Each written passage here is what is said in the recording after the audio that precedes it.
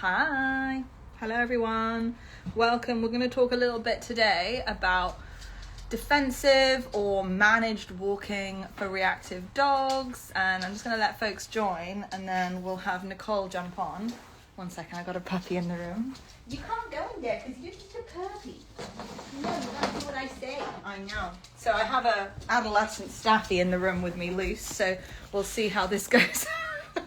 Good luck. Hi. Nice to see you, Melanie. Lola Red Lab. Hello. Welcome, welcome. Let me see who's here so that I can invite Nicole. Invite to join. Nicole is one of our sort of the first ever trainer other than me at CCA. She's fantastic. She is a certified dog trainer with the CPDT, who we don't really love that much. Hello, everyone. Nice to see you all. Hello. Walkies and Wellness. Gus, my tiny obsession. That's a cute handle. There's Nicole. So Nicole is fab. She works with us pretty much full time now, doing private training as well as some in-person stuff. I'm trying to get her in. Let's see if this works. Let me. It looks like it's loading. Let's give it a minute. So Nicole has worked with dogs for like a million years. She's young, but she's been working like really long time, since as long as me, if not longer.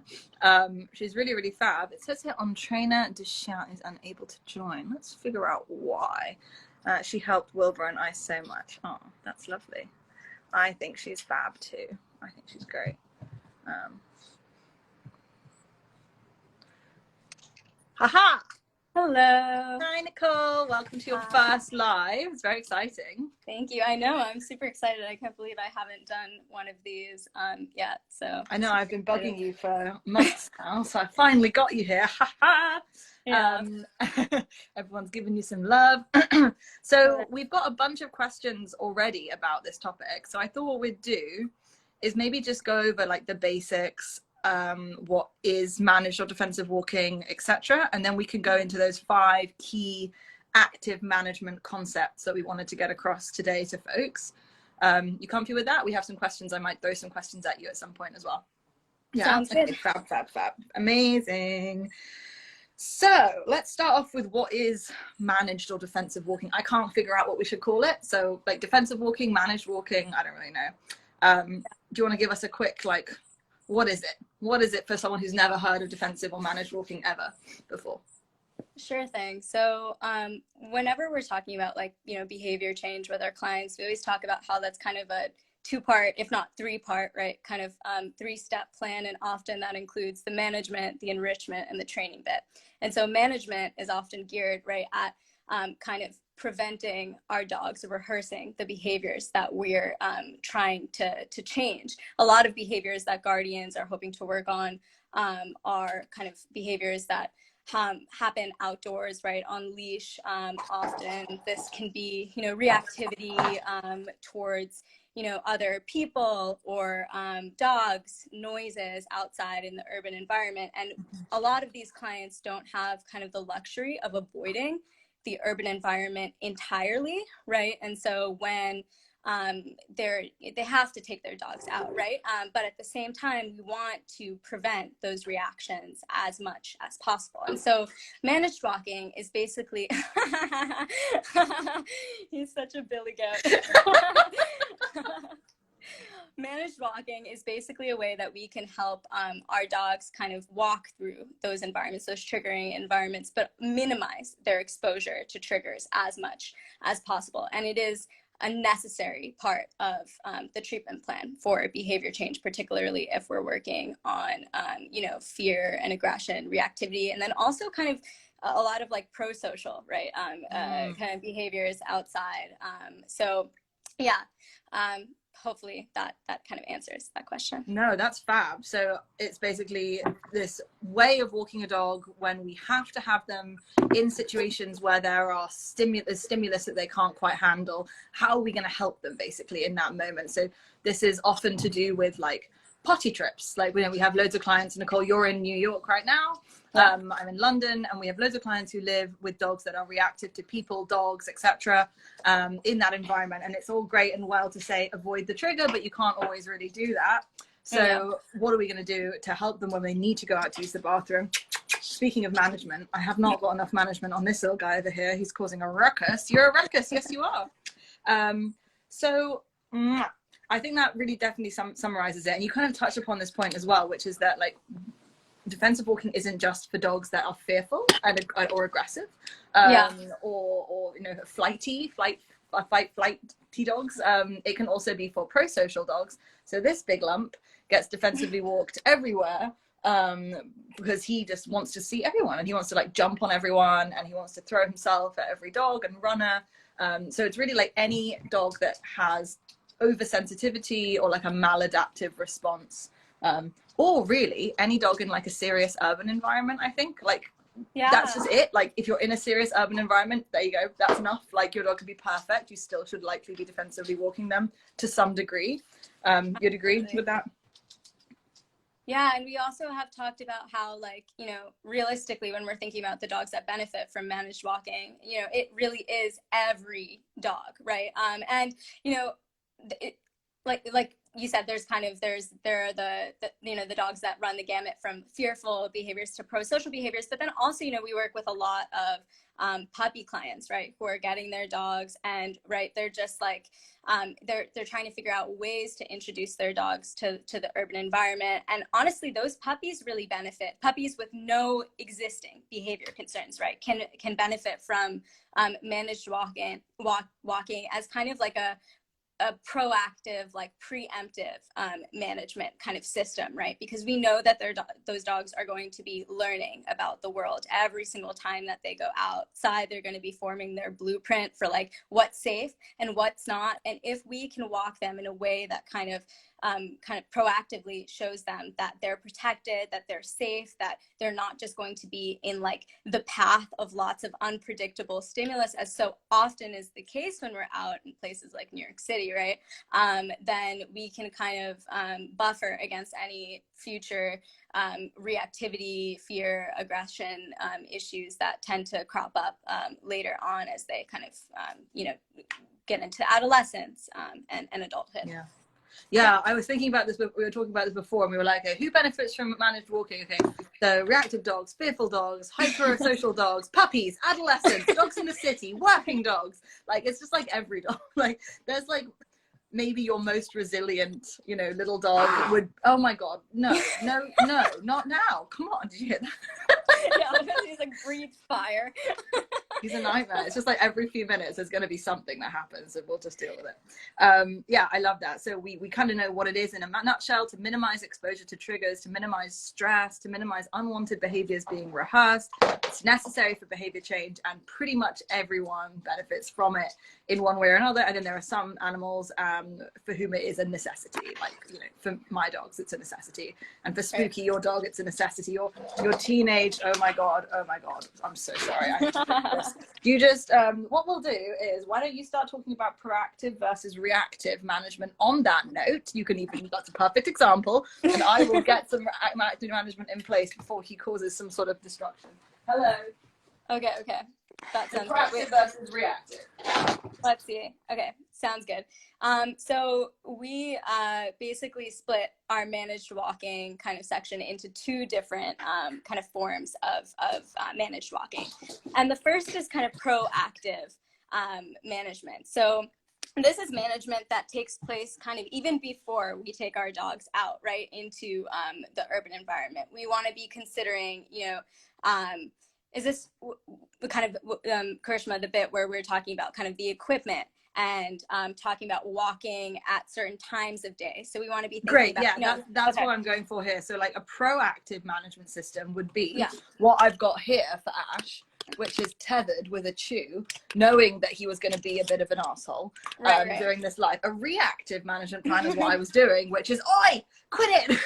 Right. Right. So yeah, I think you're right on the nose there with like what time of day are we walking our dog? That's kind of a proactive plan. Where are we walking our dog? What streets that are we kind of taking stuff. our dogs out on? Right, totally. So for instance, in the city where I work with a lot of my clients, you know, we are often having to be taking our dogs out not at these high peak times of day, right? So if we're thinking about what are high peak times of day in apartment buildings, we're thinking about, you know, the 6 to 8 rush, right, when people are leaving to get out of, you know, the building to get to work. That is not, maybe if we've got a dog that struggles with reactivity towards humans, we don't want to be taking our dogs out at that time of day. And if we are wanting to be taking our dogs out at that time, you know, we really want to be avoiding those highly trafficked areas, right, in apartment buildings. So we're thinking about, instead of taking an elevator, maybe kind of going through that stairwell, which tends to be less trafficked in these kinds of buildings. And then when we get out onto the street, you know, we're not going to walk down these like Broadways, right, and like the Bowery. We want to be taking those quieter side streets. And again, we recognize that it's not a perfect fix, right? You're not going to be able to avoid triggers entirely in a place like New York City, but these are things that we go into the situation knowing that if we do take these kinds of proactive, you know, precautions, that we can make things a little bit better for our dogs, right? And that's really 100%. what this kind of walking is all about. Like, where are the areas where we do have the ability to have a positive kind of effect on, you know, their behavior, and where can we kind of de-stress in our walking routine. I totally get that. So like the time of the day, where you're walking, the routes you're taking to get to the car, to get out of the building, these are all proactive things we can think about beforehand. On top of that as well, like situational awareness, like awareness of your environment, acknowledging that, you know, even if you have a dog that is not already reactive, it could be. If we're not thinking, oh, look, there is a clown costume store, maybe a clown will walk out of that shop, and that might be spooky for my dog. You know, that's a stupid example, but you know what I mean. I was talking. No, I don't think so. I mean, there are really places like that in New York. You know, I was just thinking about, you know, I was walking by, there's like a Halloween kind of goth themed store on 4th Avenue in the city, and it is quite spooky in front of lots of people with chains, you know what I mean? Yeah, you got to think about these things. We went on a walk this morning with a wonderful trainer in London with Ash and their dog, and we were like walking around this field in London being like, oh yeah, let's go over there, great sight lines over there, yeah, we can see if there's a dog coming. And it's like, who thinks like that? But like, you do think like that, and when you're a parent to a human child, people think like that. Like they do. They'll be like, oh, that's a sharp corner, I should probably cover it. It's the same with our dogs, right? Like, the world is full of sharp corners. Truly, or like, I'm in a shopping mall, this is a busy environment, I should keep an extra eye on my child, right? As we navigate this kind of notoriously challenging environment where there's a lot going on and it's quite hectic, right? So it's like, yeah, I think that lots of people are thinking like this, and it's super normal for this thinking to extend to the creatures that we so intimately share our lives with, right? So yeah. It should anyway, I think. Yeah. If we want to do the best job that we can. So we have this first kind of differentiation between proactive sort of management and reactive management. And reactive management is me with Ash going, stop that, oh, don't do that, oh, get off there. I mean, reality is I knew he was going to do all of those things before the ride started. He was just sleepy, and I was like, maybe. No, obviously not with a 6.5-month-old. But we have to be proactive, I think, in the way that we work with our dogs, not just our reactive dogs, especially in the city, especially with dogs that struggle. So we have proactive versus reactive management, and then we have this idea of passive versus active management. And I guess lots of this proactive management is passive to some degree, but we're really thinking about passive management in terms of really equipment, I think, is what we're talking about here. We're talking about, you know, the kind of equipment you're going to put on your dogs to help passively, you know, with managing them. What do you think, Nicole? What are your favorite kind of pieces of equipment to be using for this? I got so many questions about this online. People will want to know. Yeah, absolutely. So I mean, I definitely I love my equipment. You know, I definitely nerd out on my equipment. So the first thing we're thinking about is like what is actually on our dog's person. And when we're thinking about navigating, you know, challenging environments, it's this one is kind of complicated because ideally, my ideal is that dogs, when they're navigating their stressors, right? I don't want to add more stress to that dog by putting equipment on that might feel uncomfortable to them. So my ideal, especially if they're going to be pulling, potentially lunging, right? I don't want that experience to be then further compounded by some kind of aversive feeling, right? And so my ideal for most dogs is, you know, a harness on them, a comfortable, well-fitted harness that isn't restricting their movement with a front and a back clip. And ideally, I'm walking on that front clip. But this gets a little bit more, and a 6 foot leash, right? Because often in our urban environment, right, we've got leash laws. We don't have the luxury necessarily of being able to walk our dogs on these 15-foot leads, right? I know a lot of clients, you know, pop into our chats and on our posts, and they're asking about, you know, well, what do we do if we live in an urban environment and we can't really, you know, they're going to be dodging into the street and lunging at people. Well, yeah, that's understandable. Then you're using your 6 foot leash. However, this definitely gets more tricky if you have a dog that's prone to like lunging at even at very kind of far distances, and you live in a very busy environment, and your dog is large, let's say, and you don't necessarily have a lot of control or power, and this is really a safety concern. So for those dogs, you know, we might want to be looking at a piece of, you know, backup equipment or something that can give you a little bit more control. And this is where we might be looking at something like a martingale collar attached to the front clip of a harness so that you have 2 points of contact, just to give you a little bit more leverage in those moments, just in case you have a reaction. So this is, again, the same kind of concept. This is proactive versus reactive, right? Yeah. If we anticipate that there is going to be some kind of reaction, and you know that you struggle to control the moments after that, then we will want to kind of have that in place. What about you? What do you like for equipment? It's such a good question. I get so many questions about equipment. We get so many questions about equipment on like TikTok and Instagram. And like in an ideal world, we'd all have backclip harnesses with a Y front that is really comfortable for the animal. And I've got to the point with my dog where that's where we're at. That's always the end goal for me, is that most comfortable piece of equipment. There are some studies that indicate that, you know, pressure around the neck can actually make things worse for the animal. It can increase the stress of the animal, which is not what we want. Rose Fern has asked, what was the collar mentioned? It's called a martingale collar. Martingale. I don't have one on me right now, but essentially what a martingale collar is it's a regular flat collar. Thank you, Melanie. It's a regular flat collar that has a kind of extra loop here so that when it tightens, it doesn't hit the trachea. All the pressure isn't put right here. The pressure is distributed around the neck. Now, it's a tightening collar, but it's got a limit to how much it can tighten so it won't choke. It's often used for sight hounds or dogs with really little heads because the collar can just come off.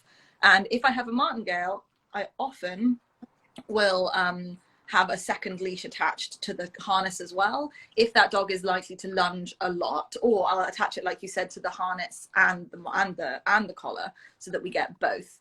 Oh, my puppy is smelly. Yeah. But I believe they also sell like a separate piece of equipment that is like with a double clip, and you can attach the martingale to the harness. So if one, you know, it pops off, the leash pops off of one of them, it's still attached to the collar, to the harness. Yeah, we definitely do safety clips. We use them quite a lot. And then the last piece of equipment that we have been known to use, and we should be honest about it, is head halters. People ask me about halters all the time. They come into DMs being like, should I get a halter for my reactive dog? And I'm like, no. Please do not just go and slap a head halter on your dog. Imagine a head halter. It's uncomfortable. It's kind of intrusive. It's on their face. And if they're lunging, it can really damage their necks if they're hitting the end of that halter. The only time that we've used halters, I mean, every case is a study of one. if we see an extremely big dog over 70 pounds with handlers that are about your size, Nicole, small handlers or disabled handlers who are maybe not able to have like really strong body to, you know, wrangle this dog. And if we're in a really busy urban environment, especially behaviors around children or unpredictable triggers, that is when I will consider a head halter. I think between the cases that we've worked together, Nicole, we've only ever used one like once or twice in the time that we've worked together. And when we do, we have a clip on the first of all, we condition it. It's a whole process. We have the head halter on, a leash on the head halter, and then a second leash attached to the harness, so that if that dog were to lunge, the goal is to take the force of that lunge on the harness. We don't want them on their neck. It's going to make it worse if they're seeing their triggers and then feeling pain.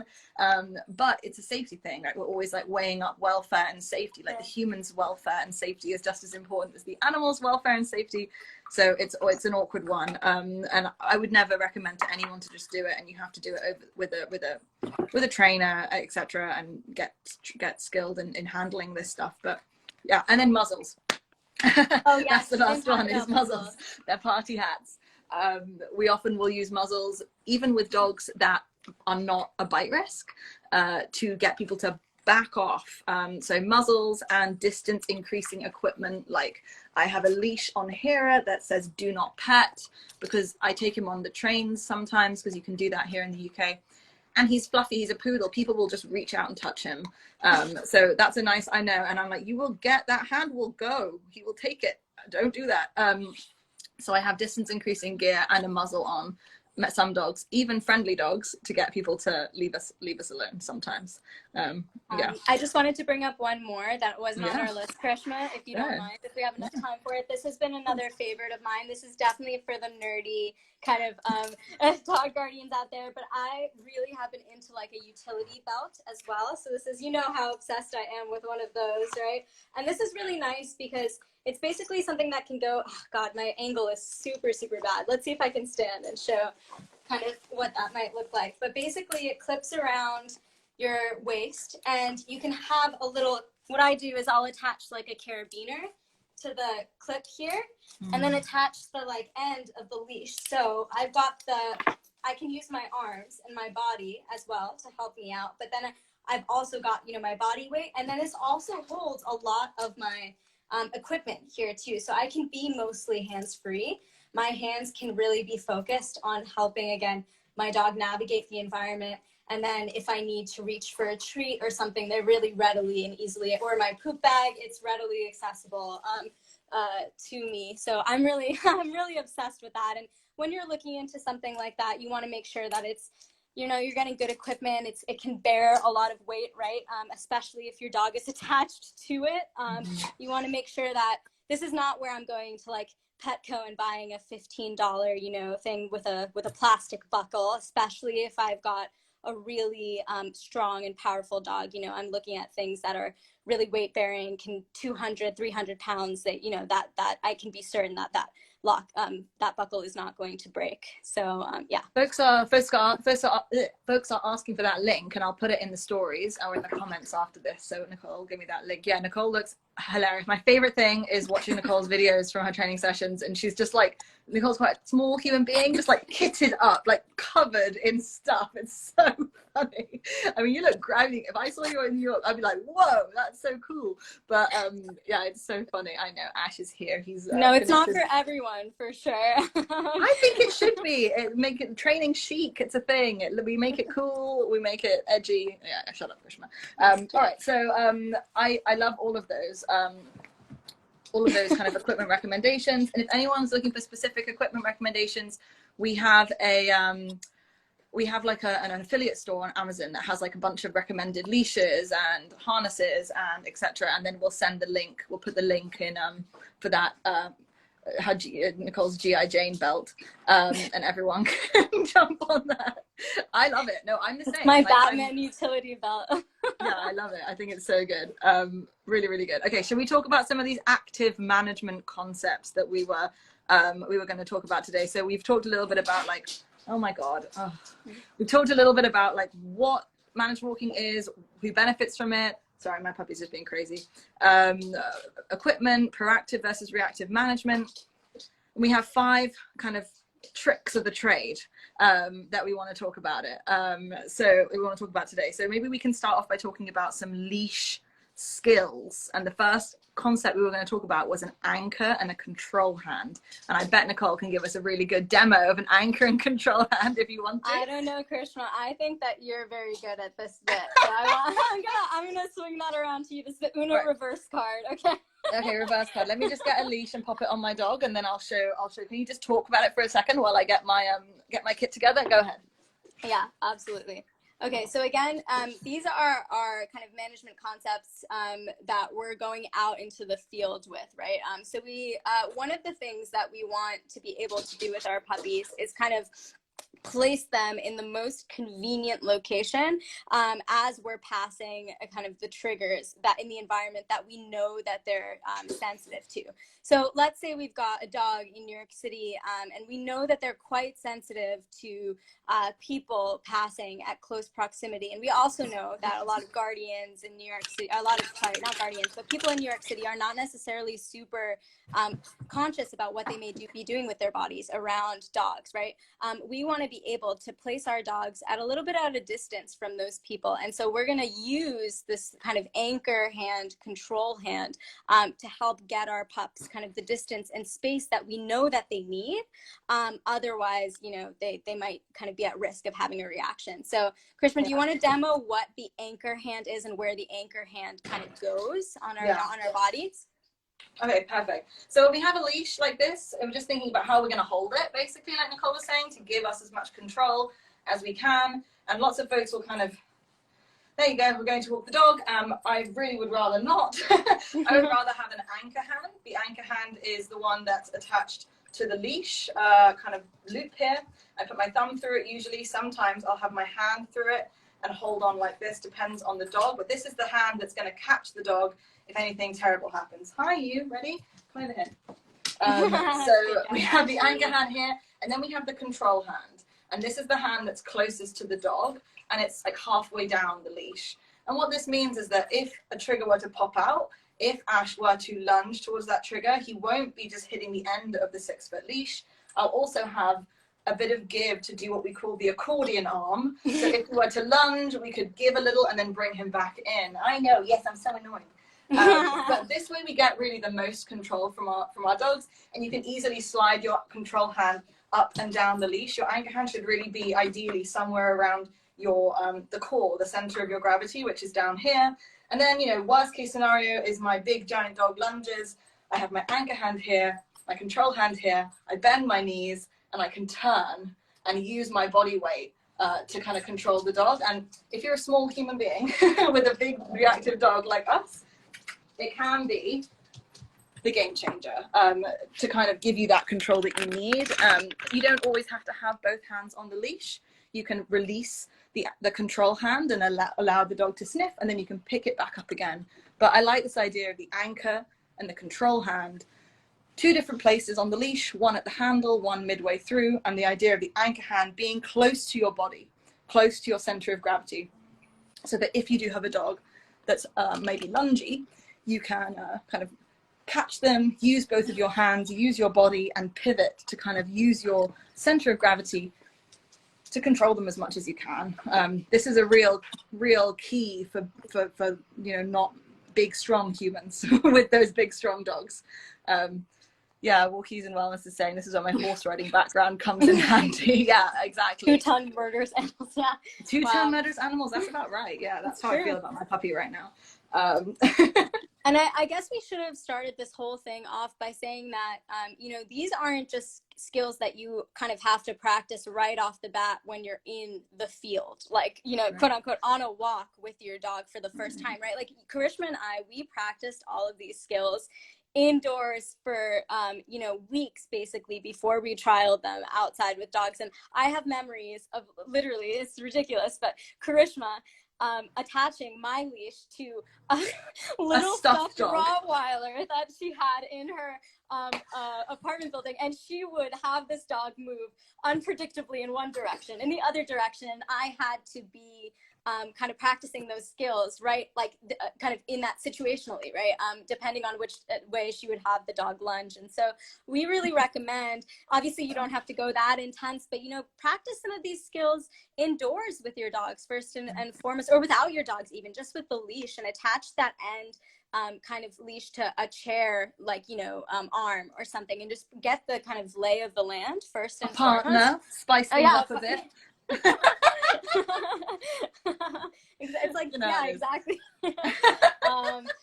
Yeah, because it leash handling when we're playing games like that.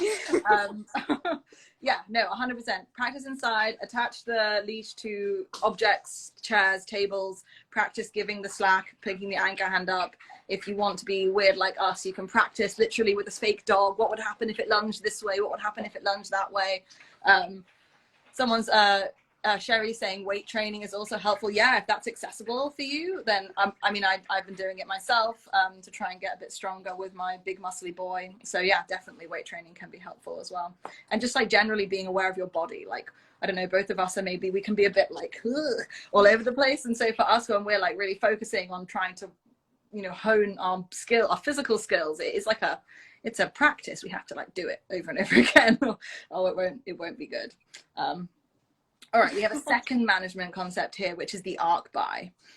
This is my favorite one. This is my absolute favorite one, even more than all of the other ones, because it's all to do with, especially for avoiding reactivity, and it's all to do with spatial pressure, right? And how sensitive dogs are to this nose on nose approach. And as a autistic human being, I'm the same. I do not like, you know, direct interaction, straight face to face, close contact. So what is an arc buy? How does that help? Nicole, you can go into that.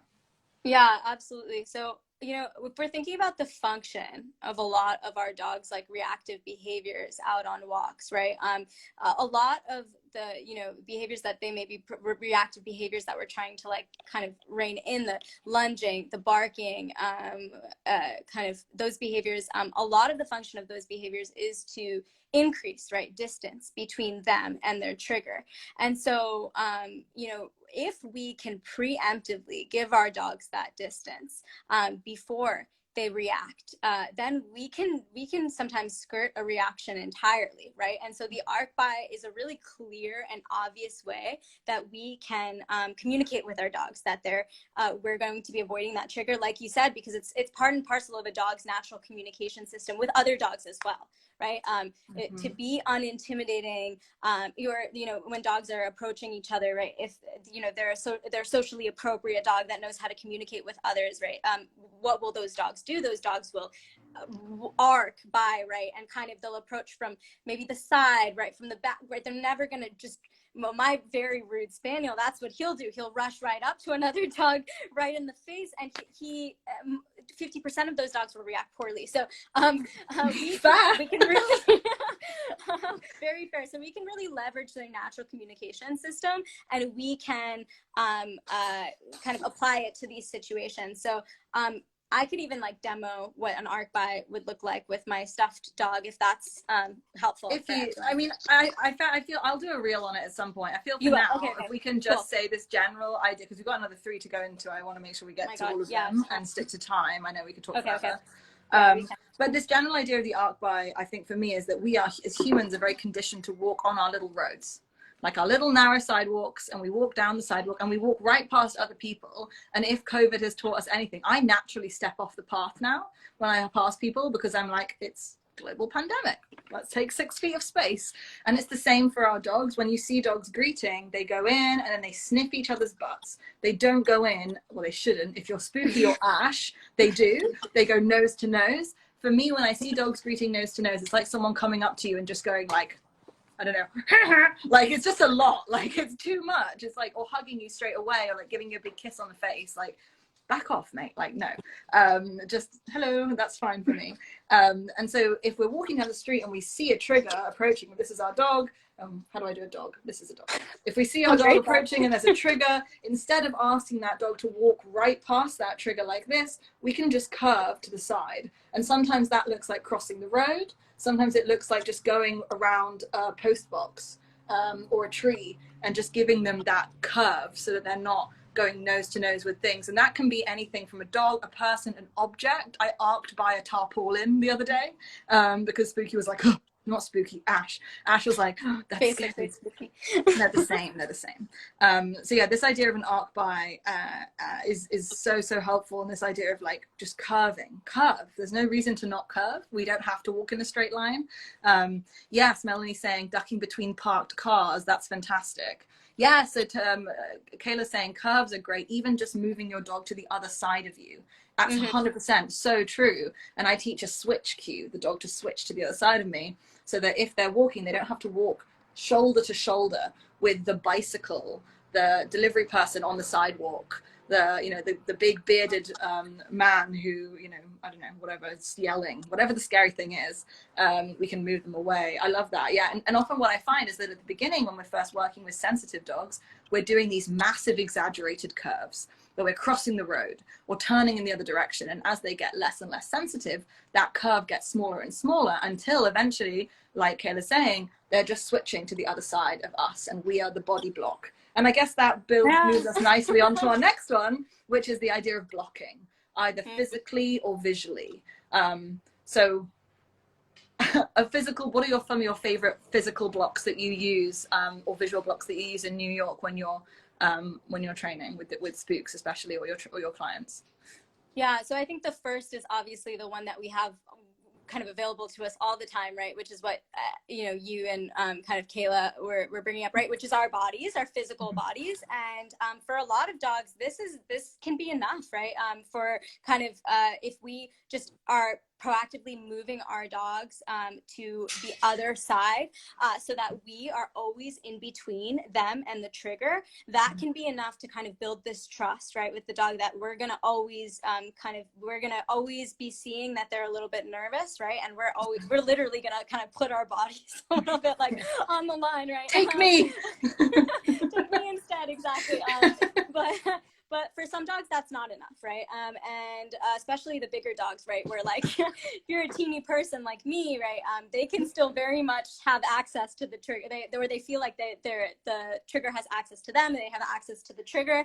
And that's when we want to be using kind of obstacles in the environment. So for me, my favorite, honestly, are the two parked cars on the street. I love ducking or kind of walking right out onto not onto the street where the cars are driving, but just in between two parked cars. And what you can do is like just you kind of are in between. If this is the dog, right, then this is you, and then the street is behind you. You can now be like a pretty effective visual barrier because the cars are also helping you out, right?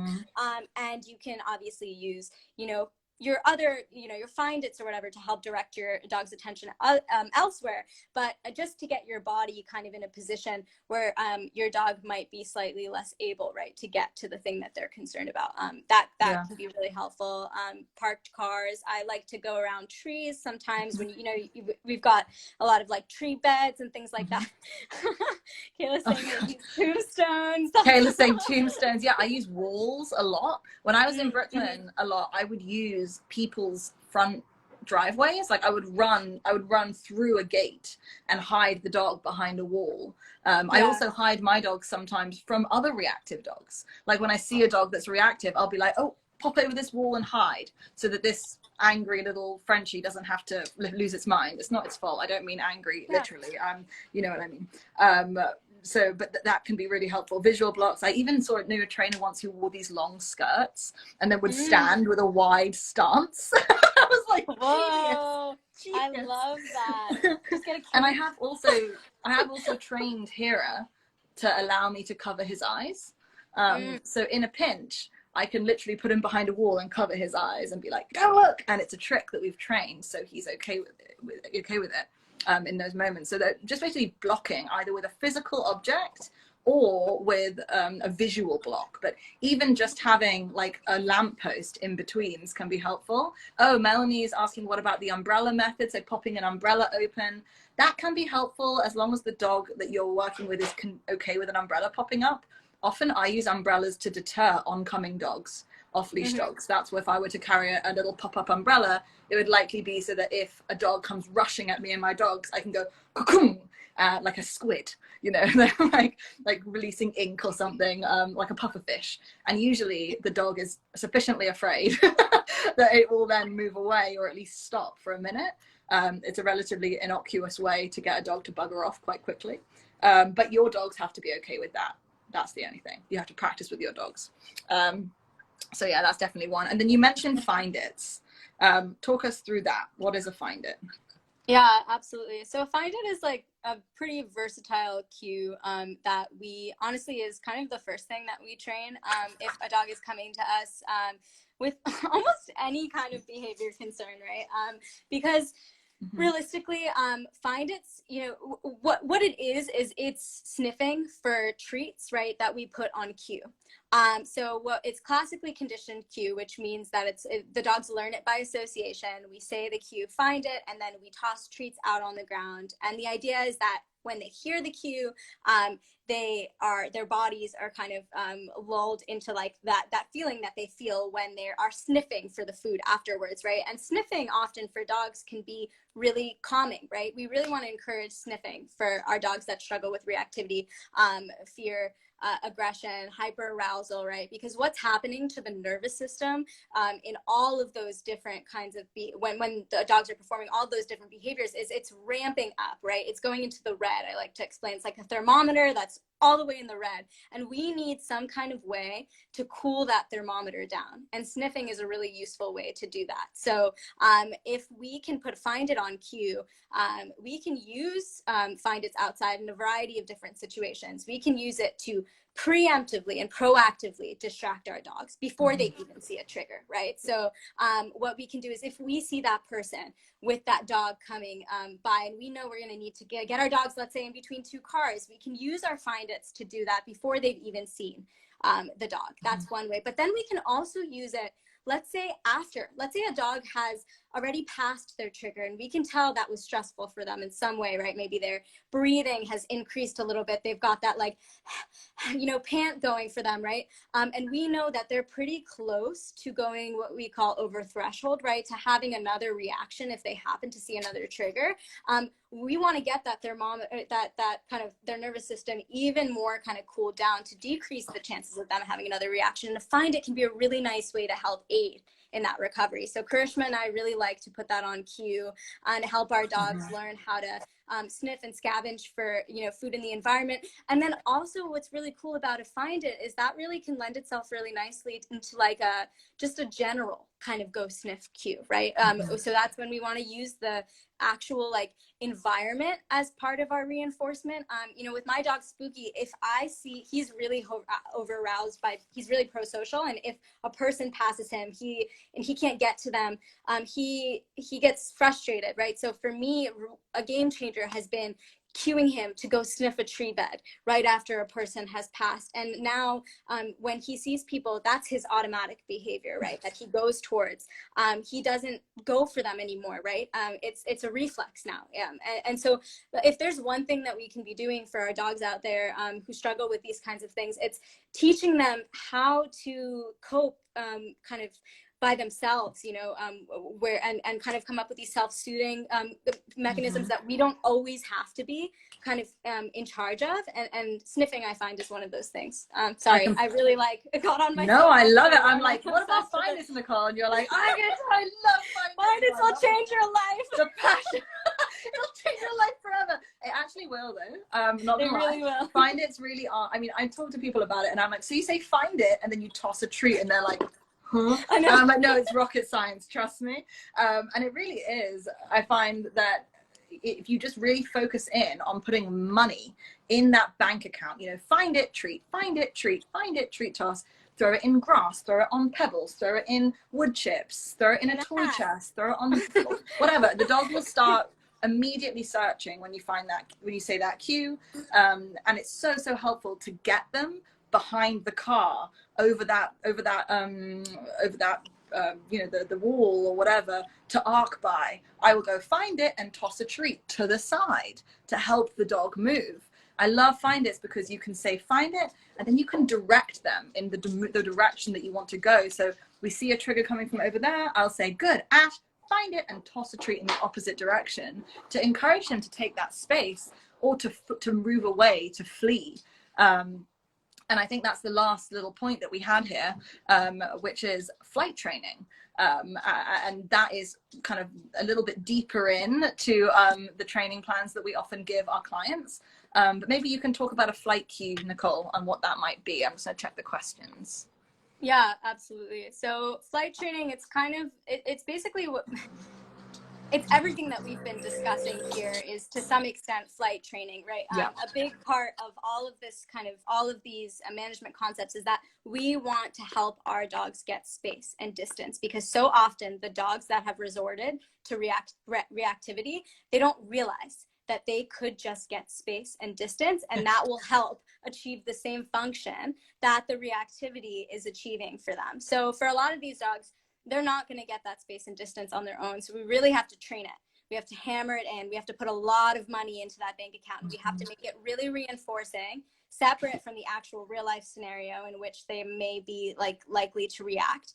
And then start to kind of try to integrate that into our real life situations. And so flight training, often for us, it looks like, we may train something like a U-turn cue, right? And we'll start that at home, and we'll practice that in the apartment. We'll practice that in the hallway. We'll practice that, in lobbies in New York, right? In progressively more difficult environments, kind of like, it's like dance rehearsal.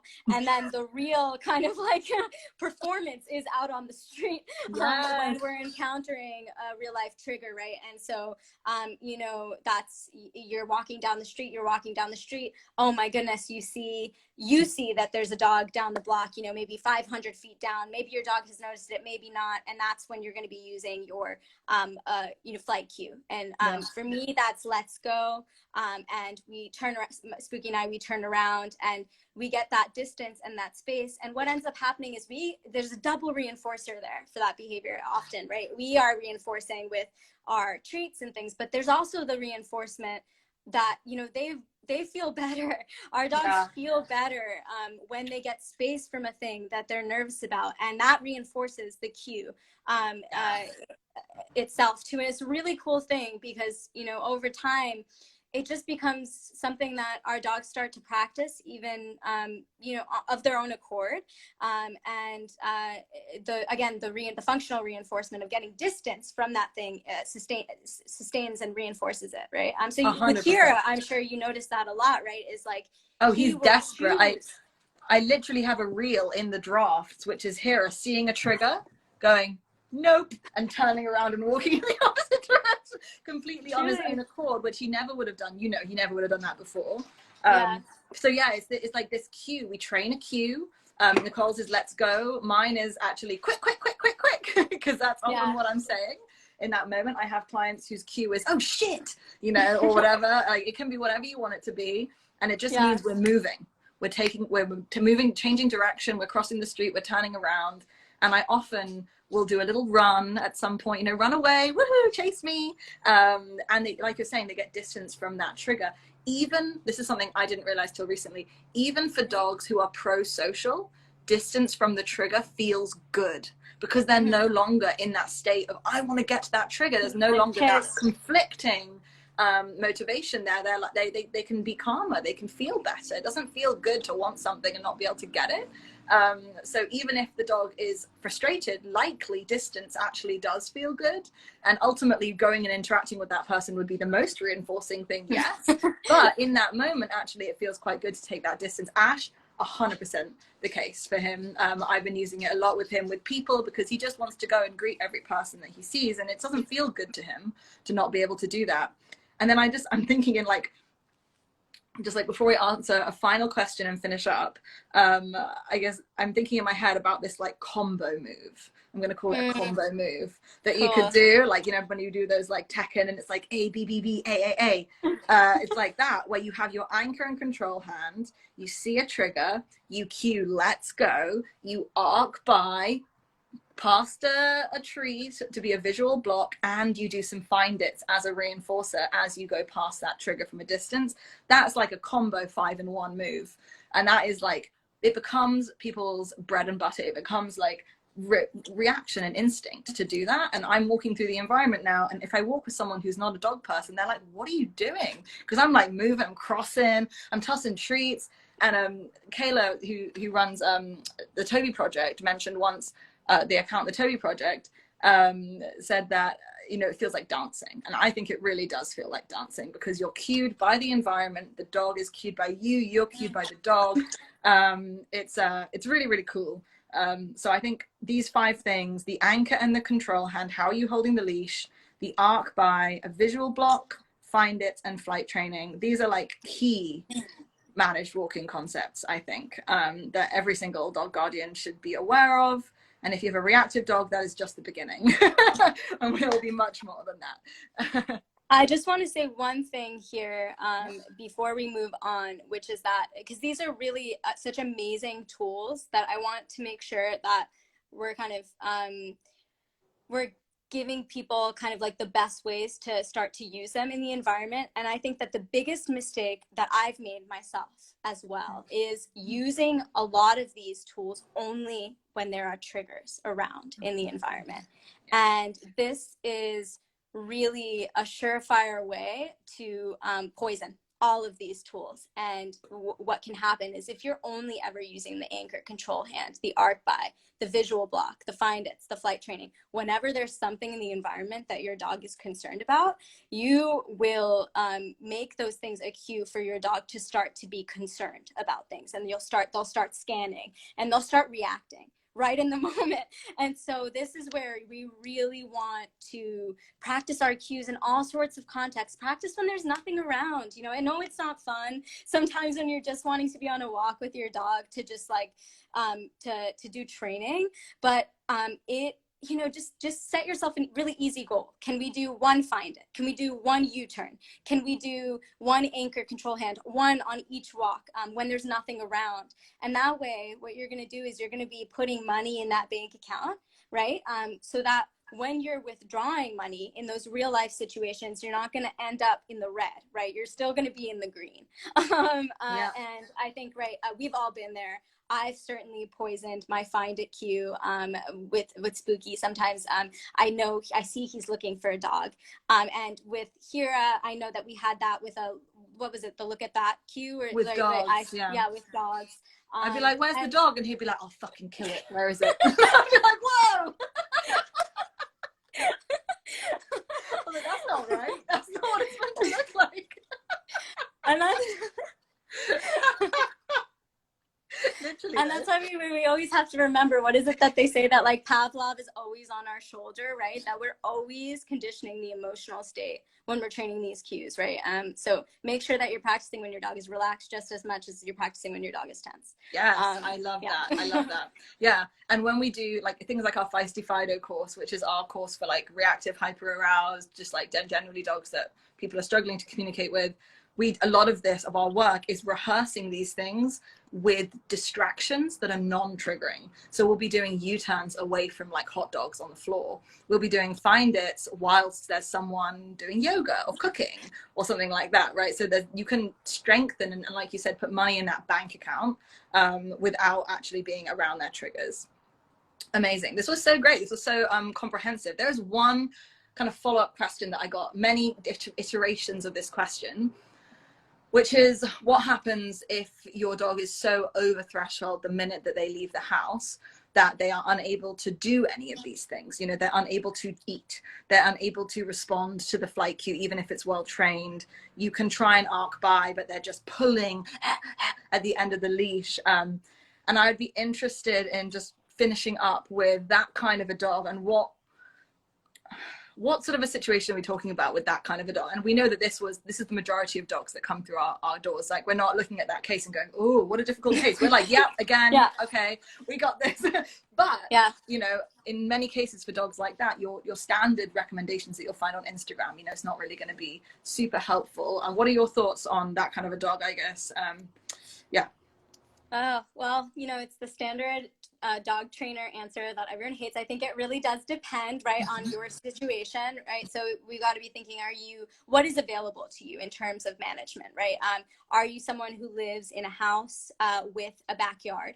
And can you be actually avoiding your triggers kind of 100%, taking your dog out to the backyard to, you do its business? Or do you have a car? Can you drive it to a slightly kind of less busy environment while you start kind of doing your training and taking it out into the real life environment little by little? If you're that kind of client, then you have that option available to you. But the reality is a lot of our clients aren't that client, right? The reality of our clients are the people who live in these apartment buildings who, the second that their dogs go out into the hallway, are in the red, cannot think, and no amount of active management, a passive management can calm that dog down. And realistically, what is it that you say? We're dealing with a dog who is highly stressed, is in a chronic stress state, and that dog will not be able to learn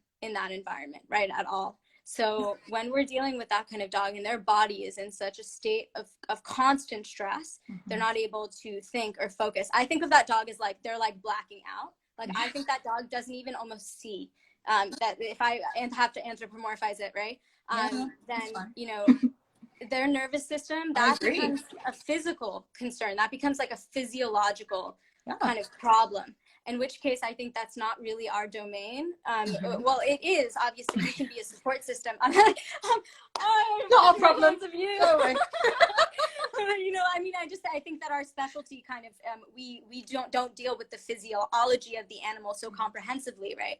And so I think in that case, we are kind of reaching out to our like medical professionals. We're reaching out to our kind of behavior savvy vets if they are accessible to us, and then if not, we're looking at consults with vet behaviorists who I know have lots of are pretty overloaded now nowadays. But I think the good part about us working in such like a increasingly kind of like digital dog training world is that a lot of teleconsults are now an option, right?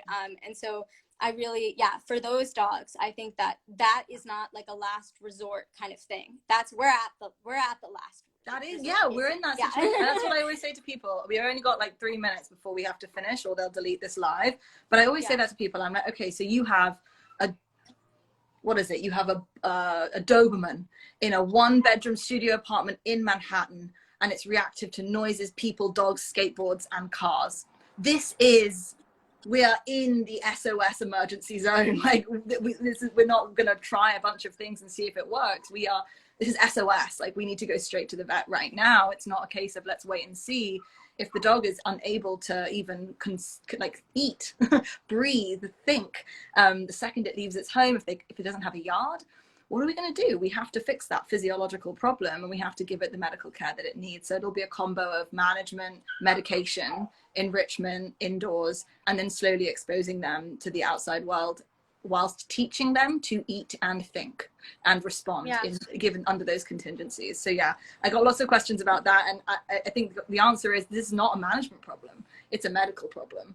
That dog has an underlying anxiety condition, that dog might have pain, that dog might have GI issues, that dog might have a whole bunch of other things going on that are really not much they're obviously to do with us, but we need to speak to someone else for whom that is their specialty, and then we can work together to get the dog where they need to go. All right, we're going to have to finish up, but we'll be back, won't we, Nicole? We're going to do this monthly, so let us know if you have any ideas, folks, for another topic for us for next month, or even sooner if Nicole will come back, because this has been really fun. This is just like our conversations though on lives, which is quite nice. We've been practicing this for like 6 years together quietly in our living rooms. But this is great. My puppy has managed to get himself tethered to the door on the other side of the room with his leash, and he's about to have a shit fit, so I should probably go and get him, free him. But this has been so much fun. Thank you everybody for joining and staying for so long. This is like our most occupied live ever, so Nicole, you're clearly a winner. All right, I'm gonna finish up, and thank you so much. I'll see you soon, Nicole, and thanks everyone. All right, bye.